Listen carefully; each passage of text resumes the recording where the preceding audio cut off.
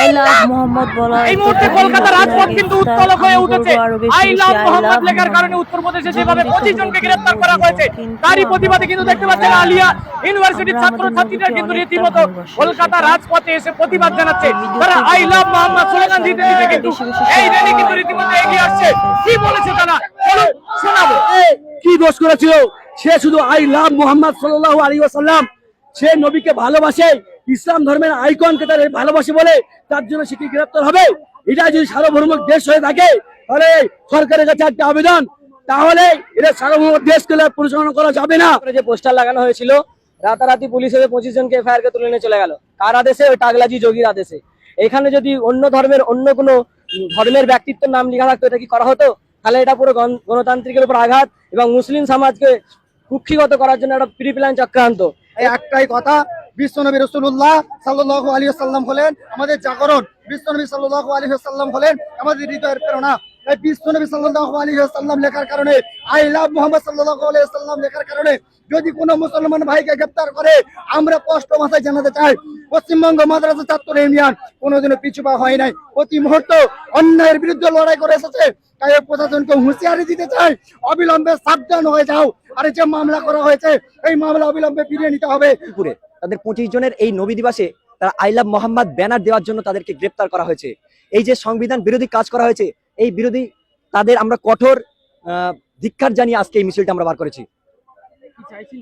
আমরা চাচ্ছি অবিলম্বে যাদের এই যে এফআইআর করা হয়েছে, এই এফআইআর কে প্রত্যাহার করা। গোটা দেশ জুড়ে বিভিন্ন প্রান্তে এই আন্দোলন চলছে, কারণ মুহাম্মদ সাল্লাল্লাহু আলাইহি সাল্লাম প্রতিটা মুসলিমের, প্রতিটা মুমিনের কলিজার একটা অংশ। যেখানে মুহাম্মদ সাল্লাল্লাহু আলাইহি সাল্লামের উপর আক্রমণ, সেখানে আমরা কেন বিশ্বের প্রতিটা কোনায় কোনায় এই ধিক্কার মিছিল হবে। কানপুরেতে, ইউপির কানপুরেতে আমাদের নবী দিবস উপলক্ষে কিছুজন আই লাভ মোহাম্মদ লিখেছিল, যে কারণে কানপুর পুলিশ তাদেরকে গ্রেফতার করেছে এবং তাদের নামে এফআইআর করা হয়েছে, যেটা কোন রকম ভাবেই নৈতিক নয়। আমরা এটাকে ধিক্কার জানাচ্ছি এবং আমরা চাই যে তাদেরকে যেন অতি দ্রুত তাদের নামে এফআইআরটা তুলে নেওয়া হয়। বোঝাতে চেয়েছি যে যোগী একটা এফআইআর করে আমাদের হয়তো বাহ্যিকভাবে কেই দিয়েছে, কিন্তু আমাদের দিল থেকে মোহাম্মদ রসুলকে কেড়ে নিতে পারেনি। তাই আমরা রাজপথে বিশ্ববাসীকে জানাতে এসেছি, ভারতীয় সংবিধান আইনকে অমান্য করে একটা কাজ করেছে প্রথমত। দ্বিতীয়ত, যার বিরুদ্ধে কথা বলেছে, যার জন্য অ্যারেস্ট করা হয়েছে, তিনি হচ্ছেন মানবতার মুক্তির দূত, আমাদের বিশ্ব মানবতার মুক্তির দূত এবং বিশ্ব কল্যাণের মানব মূর্ত।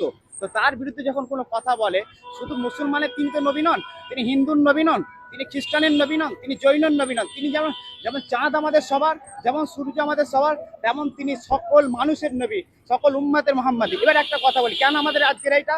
এই জন্য, যখন আমাদের মোহাম্মদ মুস্তাফা সাল্লাল্লাহু আলাইহি ওয়াসাল্লামের শানে কোনো কথা বলা হয়, প্রত্যেক মুসলমান এইটা খেয়াল করে যে আমার বাপ মা শহীদ হয়ে যাক, কুরবান হয়ে যাক, কোনো অসুবিধা নেই।